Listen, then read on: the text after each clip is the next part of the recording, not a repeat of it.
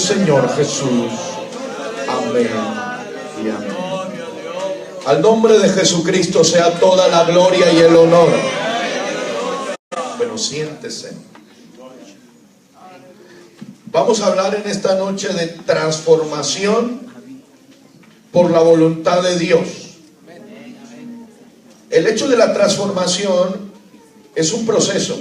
Existen transformaciones administrativas, económicas, sociales, culturales y políticas.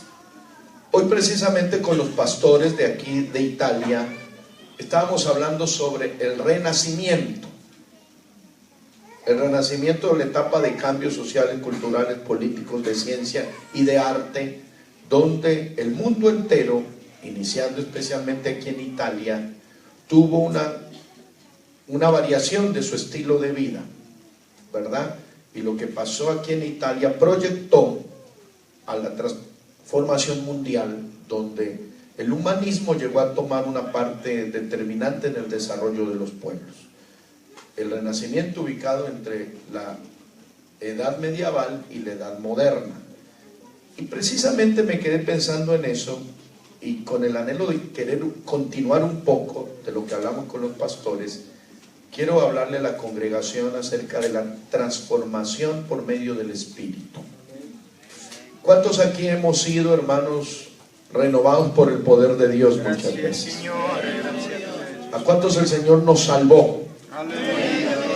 No por obras, sino nos salvó ¿por qué? Por su gracia. Somos salvos por gracia. Y esto no es don de nosotros. La gracia es un don de Dios para hacernos libres. Y hoy nosotros contamos con salvación. Usted puede dar gloria al Señor cuando escuche esto. Nos salvó del pecado. Nos salvó de la muerte. Nos libró de Satanás. Nos dio una nueva vida, un nuevo pensamiento, una nueva manera de ser y de mirar las cosas. Pero cuando el apóstol Pablo precisamente le dirige la carta a los hermanos romanos italianos, aleluya, les dice: no se conformen a este siglo. No se conformen. Hay muchos de nosotros que dicen: no, este es inconforme, siempre está inconforme. Pero aquí en esta parte Dios nos manda a ser inconformes. ¿Con cuál siglo? Con el siglo en que se escribió esta palabra. ¿En qué siglo se escribió esta palabra? Siglo I. Siglo I, ¿verdad? Ahora estamos en el siglo XXI. La conformación, ¿qué diferencia hay entre el siglo I y el siglo XXI? Primero, son 2000 años de diferencia. ¿Qué diferencia hay entre el siglo I y el siglo XXI? En el siglo I el imperio romano era el imperio que dominaba el mundo, y Roma era la capital, y Julio César el emperador, y de ahí se dirigía todo lo que es la parte del sur del Mediterráneo y del norte del África y las costas de Israel, y era una cantidad de países que estaban frente a ese gobierno. Pero el apóstol, inspirado en Dios, les dice a los hermanos: les quiero pedir algo, no se conformen a este siglo. El siglo en división de tiempo son ¿cuántos años? 100 años.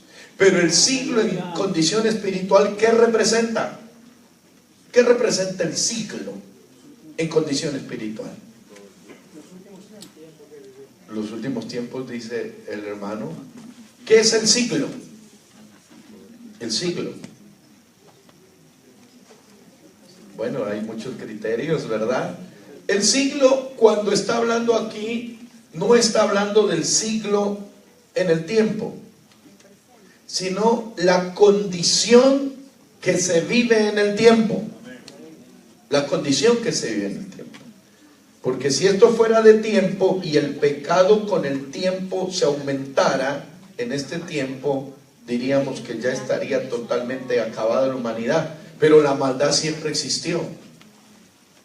Desde el siglo I hasta antes de Cristo, en los tiempos de Sodoma y Gomorra, la maldad era al extremo, que al Señor le dolió en su corazón haber creado el hombre por la condición a que llegó. Entonces, el pecado no aumenta por la cantidad de siglos que pasen. El pecado es la condición del hombre cuando nace, ya es pecador. Lo que pasa es que al pasar el tiempo tiene más tiempo de seguir pecando y tiene más innovación maléfica para aumentar la manera de pecar. Pero el pecado siempre fue pecado, la mentira siempre fue mentira, el engaño siempre fue engaño, y Satanás, al ser desechado del Edén pristino y al ser arrojado por tierra por querer ser igual a Dios y sentarse en el trono, desde ahí se originó en él la maldad.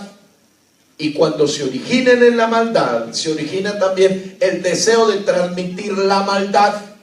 Y por eso la maldad se vuelve transmitible en el sentido de vista de ¿qué? De los actos, y en el punto de vista de los genes. Por eso el salmista David declara: en pecado he sido ¿qué? Formado, y en maldad me concibió mi madre. Ahí estamos hablando el pecado que se transmite genéticamente por la causa de ¿qué? Del primer ser pecador, que no fue Adán, sino que el ángel querubín protector, que después engañó a Adán y a Eva, y ellos transmitieron el pecado a la humanidad. Entonces el siglo no es acumulación de tiempo, el siglo es la condición en que viven los hombres en el presente. A nosotros, el texto de San Pablo a los romanos